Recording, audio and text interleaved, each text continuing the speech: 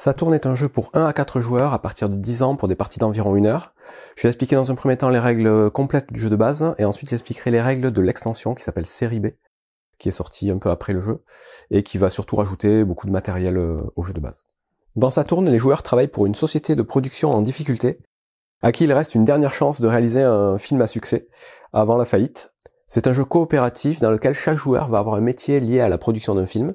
Donc vous avez le réalisateur, vous avez le producteur, vous en avez d'autres, vous avez le chef décorateur, le monteur, le directeur de photo, la star. Chaque plateau est recto verso, avec le côté masculin et féminin à chaque fois, les actions sont les mêmes. Et donc en début de partie, chaque joueur va recevoir aléatoirement ou alors choisir un de ses rôles pour mener à bien la mission donc de faire un film à succès.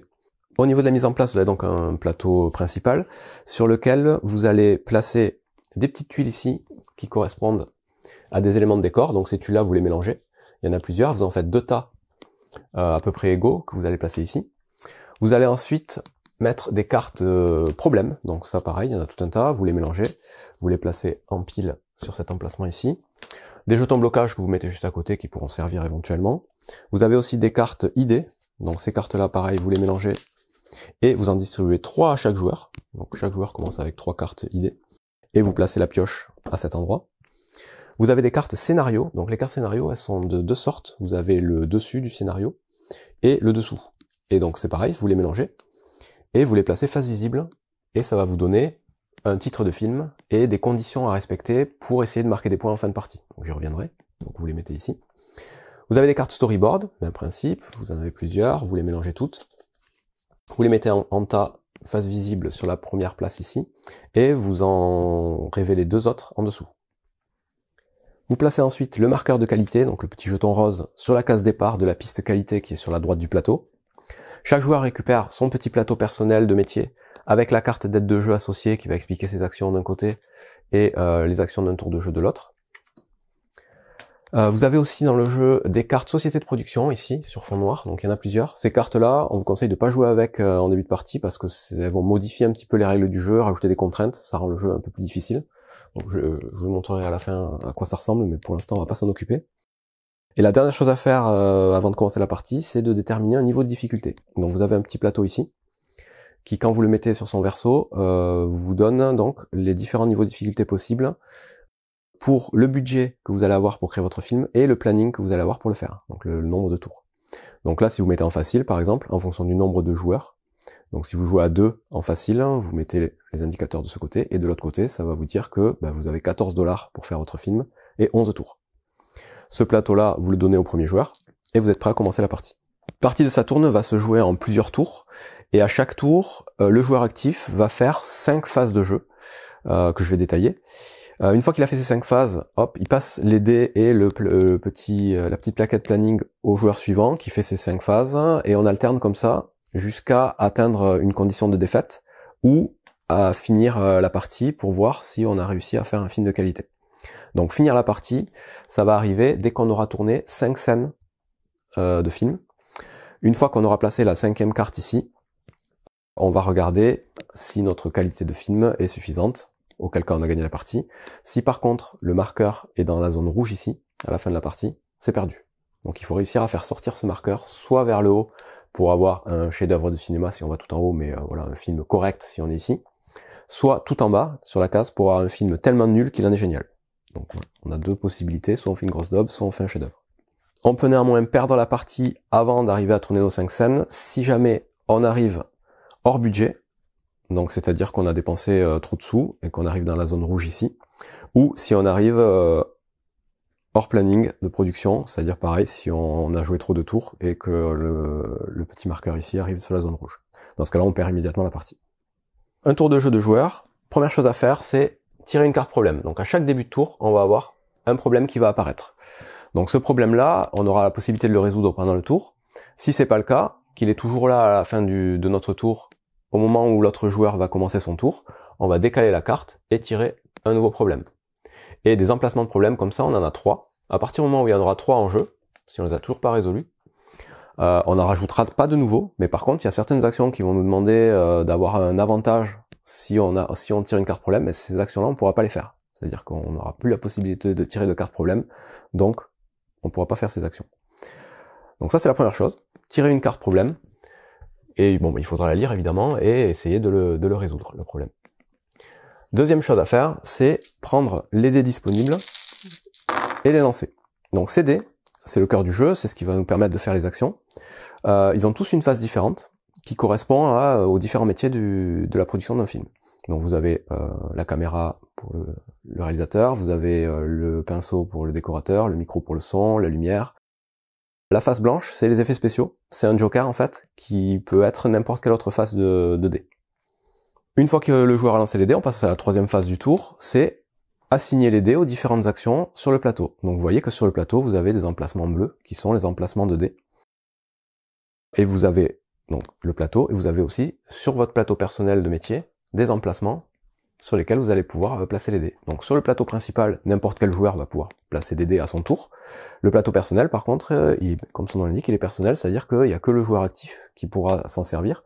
Les autres joueurs, à leur tour, ne pourront pas aller placer des dés, évidemment, sur les plateaux des autres joueurs. Passer en revue les différentes actions du plateau, c'est assez rapide.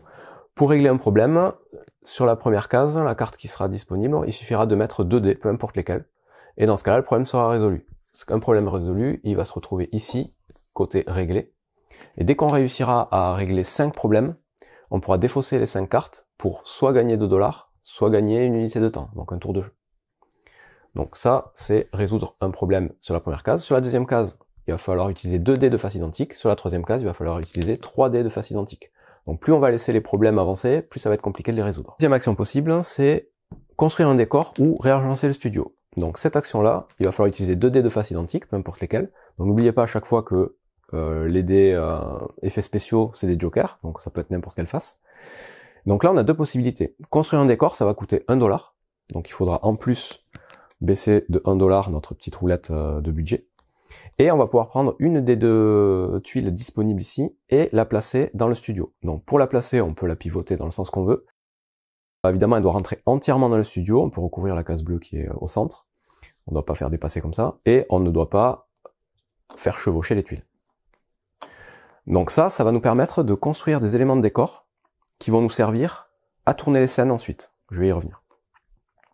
Donc ça, c'est la première possibilité quand on fait cette action. Autre possibilité, c'est dès lors qu'il y aura plusieurs tuiles sur le studio, on pourra, sans payer, réagencer ces tuiles en les replaçant où on veut, en les faisant pivoter. Par contre, on ne peut le faire que sur des tuiles qui n'ont pas de dés dessus. Parce que vous allez voir que sur ces tuiles, il va falloir placer les dés ensuite. Ensuite, il y a la réunion de prod. Donc là, vous mettez n'importe quel dé dessus pour faire cette action. Quand vous faites cette action, chaque joueur va pouvoir utiliser les cartes idées qu'il a reçues en début de partie. Donc des cartes idées, on en a 3, et à chaque fois qu'on va en jouer une, on va en repiocher une. Donc on en aura toujours 3 pendant toute la partie. Donc à ce moment-là, les joueurs, en fonction du nombre de joueurs, vont pouvoir mettre à disposition des cartes idées. Si vous jouez tout seul, vous allez jouer une carte idée de votre main, et ensuite vous allez piocher les 2 premières cartes de la pioche, pour avoir le choix entre 3 idées.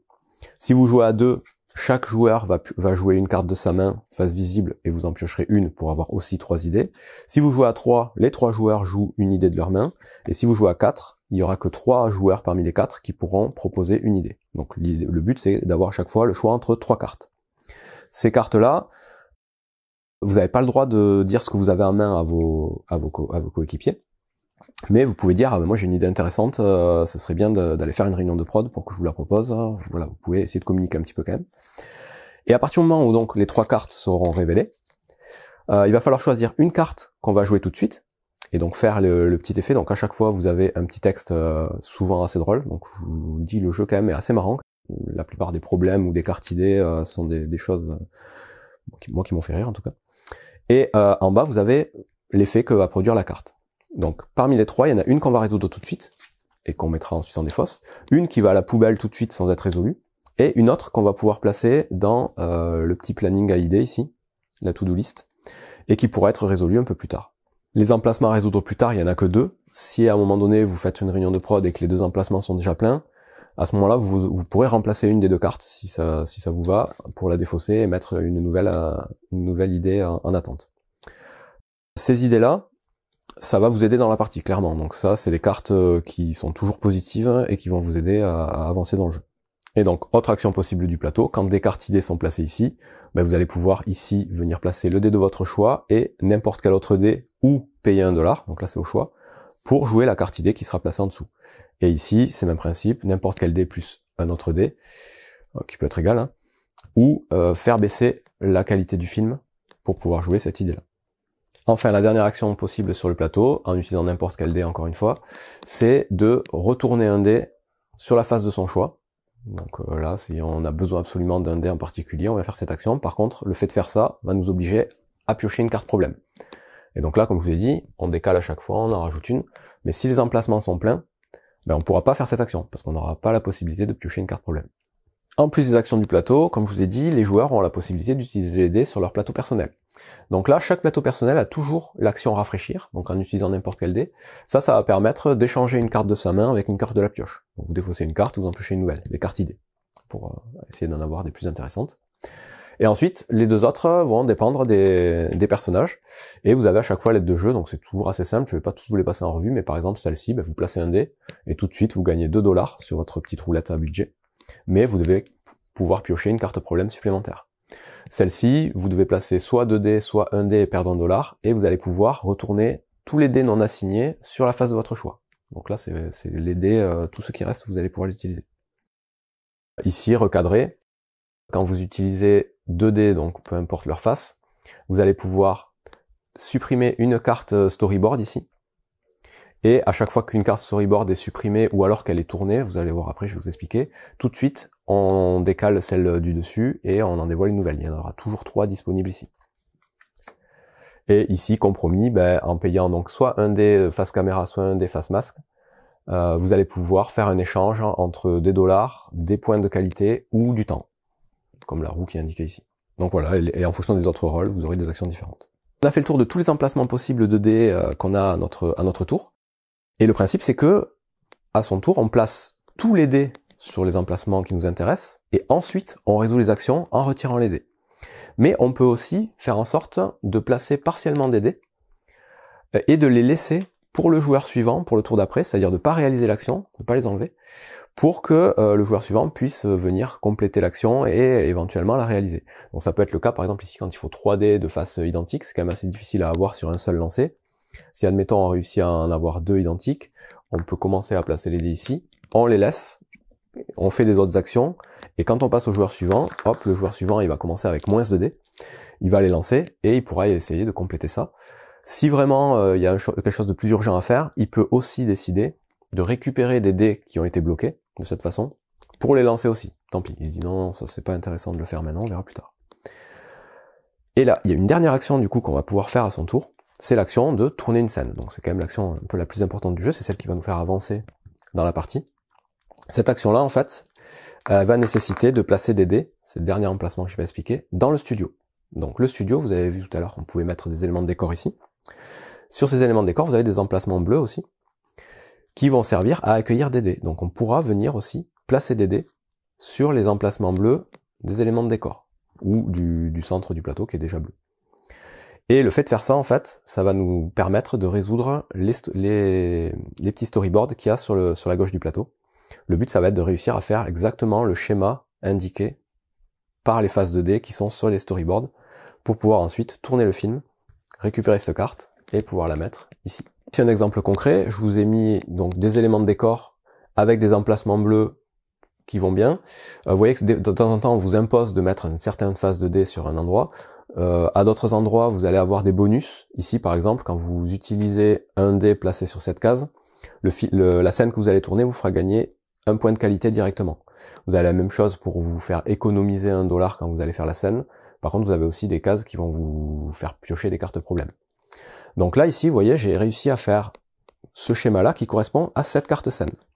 Vous voyez, vous avez le micro, vous avez les 3 masques, et là, j'ai mis un effet spécial qui prend n'importe quelle forme. Donc je pourrais, à mon tour, j'ai placé les dés, réaliser cette scène.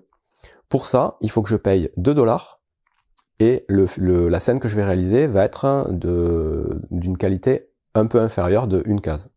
Donc par exemple ici, cette scène, normalement elle me fait gagner 2 de qualité, mais comme je l'ai choisi ici, elle me fera gagner que 1, donc je prends la carte, je la mets ici, je gagne 1 point de qualité, au lieu des 2 qui sont indiqués ici, parce que je l'ai prise à cet endroit, et je peux récupérer tous les dés qui ont servi à tourner cette scène. Ensuite, je décale les cartes ici, je décale ici, j'ai une nouvelle scène qui est dispo, et donc il va falloir que je me débrouille à réagencer mon studio pour essayer de tourner une des scènes. Donc là, ça coûte que, entre guillemets, 2 $, mais ça fait perdre de la qualité. Ici, ça coûte 3 $, et il n'y a pas d'impact sur la qualité. Ici, ça coûte plus cher, mais ça nous fait gagner 1 point de planning. C'est-à-dire qu'on monte de 1 le nombre de tours qu'on va avoir pour finir le jeu.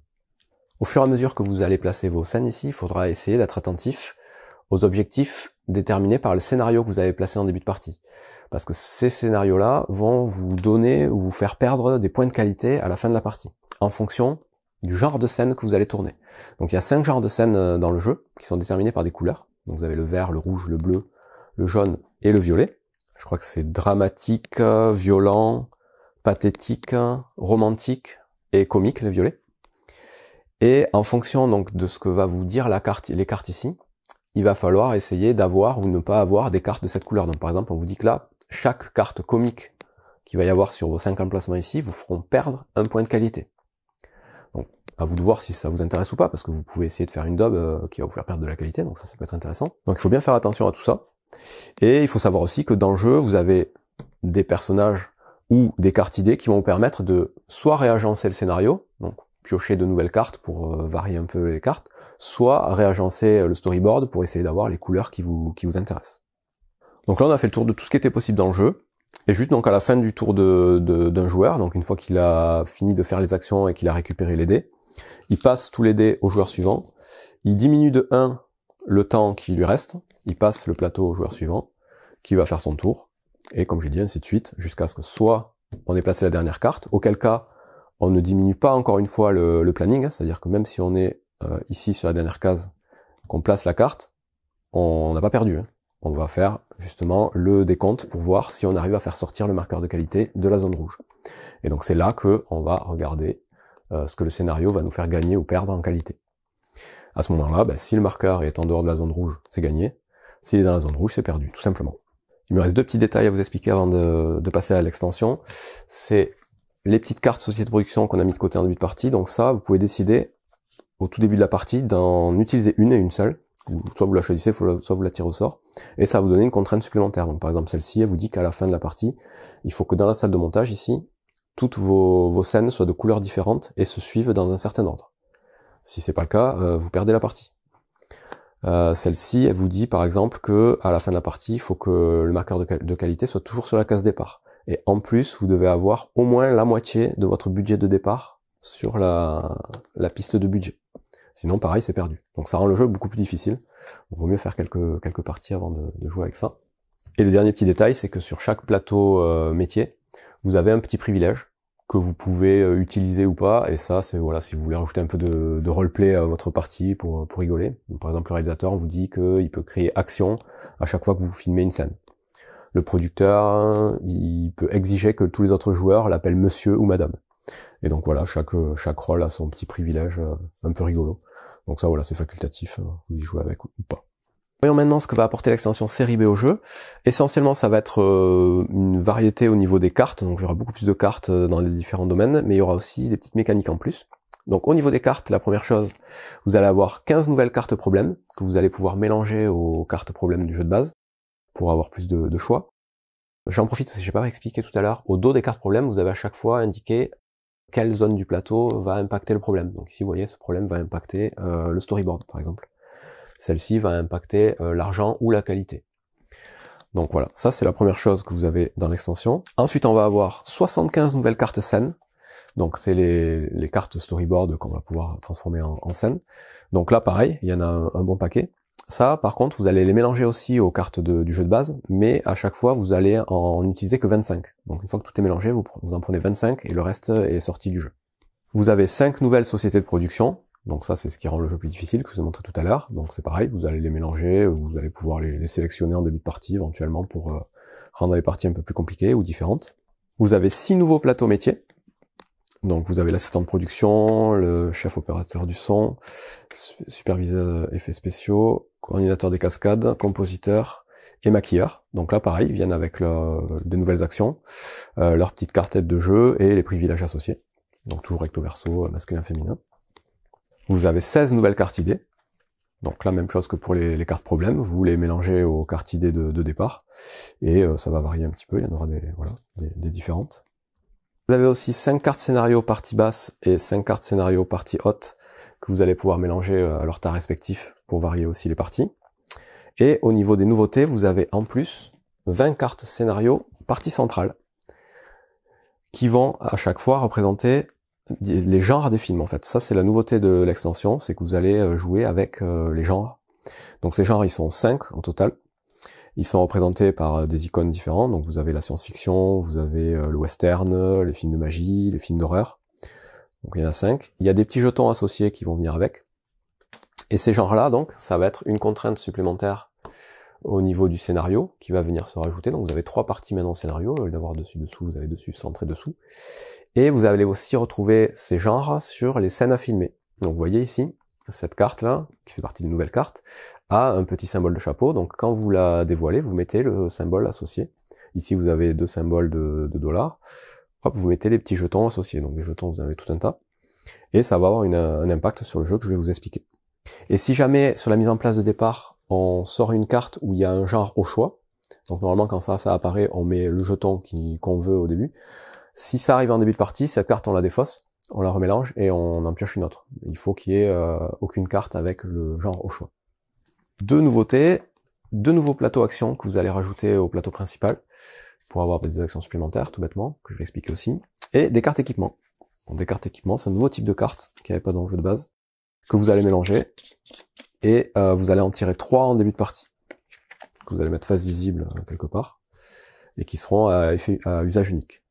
En cours de partie, les nouvelles règles à respecter, c'est surtout au niveau du scénario. Quand on va vous demander de changer une moitié de scénario, on considère que la partie centrale est aussi une moitié de scénario. Donc vous aurez le choix de choisir aussi la partie centrale à ce moment-là.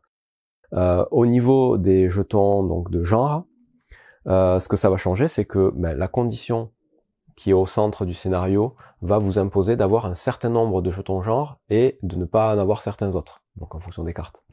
À la fin de la partie, quand vous allez évaluer votre film, donc dans la scène de montage, si vous ne respectez pas la condition centrale, c'est perdu tout de suite. C'est-à-dire que là, on cherche même pas à savoir si le film est de qualité ou pas.